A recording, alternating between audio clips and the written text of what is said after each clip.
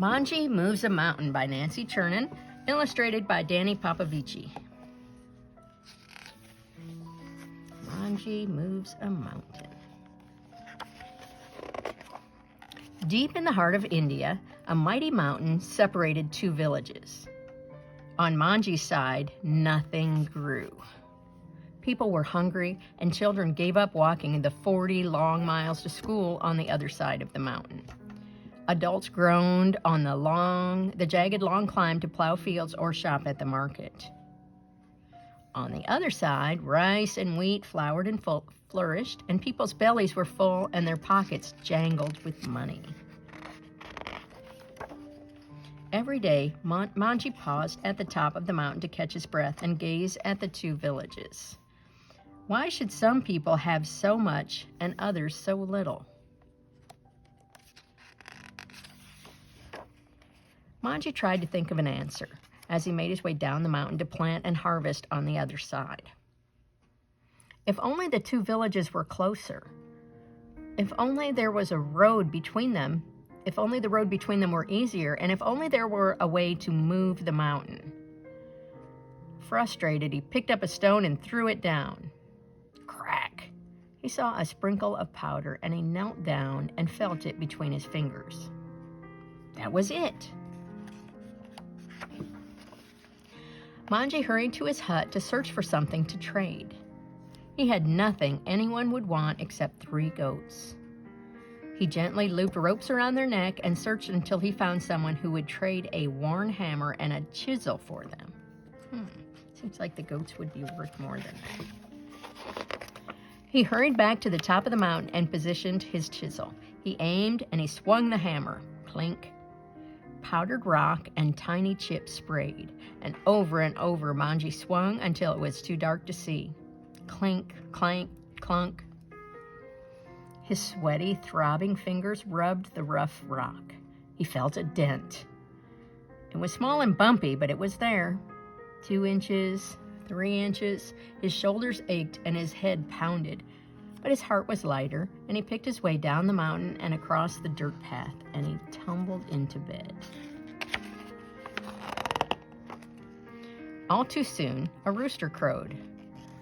Manjhi rubbed his eyes. His hands were raw with blisters, but still he climbed the mountain. He gripped the hammer and pounded the chisel for hours. Hold, aim, swing. Then he scrambled down to hoe water and weed on the other side. As soon as he could, he rushed back up. Hold, aim, swing. Day after day, Manjhi clutched the hammer and chisel. Hold, aim, swing. Night after night, he slid dusty fingers into the hole, measuring. 1 foot, 2 feet, and after a week, he could crouch inside. 4 feet, 5 feet. You're crazy, people told him. A man can't change a mountain. It's there before he's born and after he dies. But Manjhi could see something they couldn't. The parting of the mountain into 2 great halves with a road in between.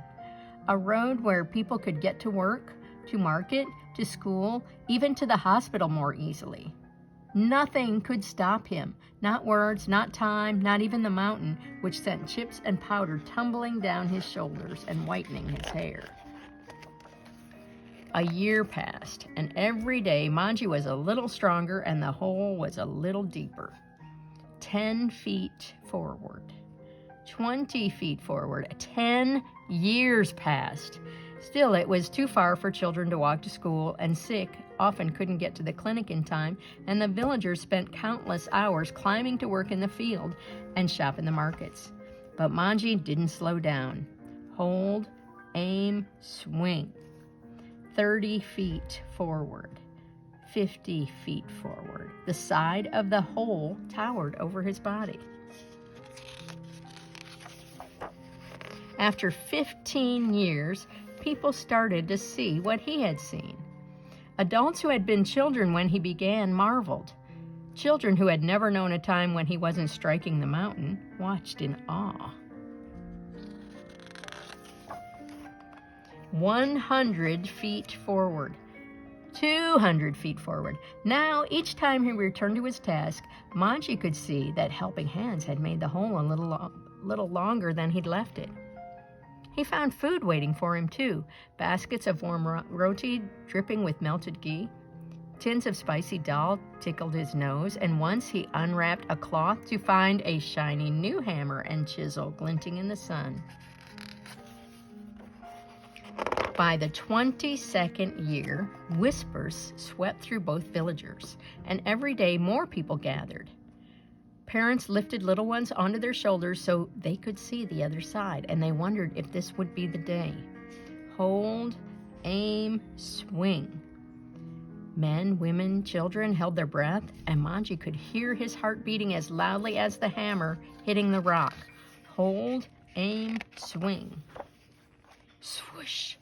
Where once a mighty mountain stood, there was nothing but open space and broken rocks. Manjhi looked from one village to the other, but for the first time there weren't two villages. There was just one, sharing water, hopes, dreams, and a man who had moved a mountain. And this man, Manjhi, was born in 1934, and he died in 2007 at the age of 73.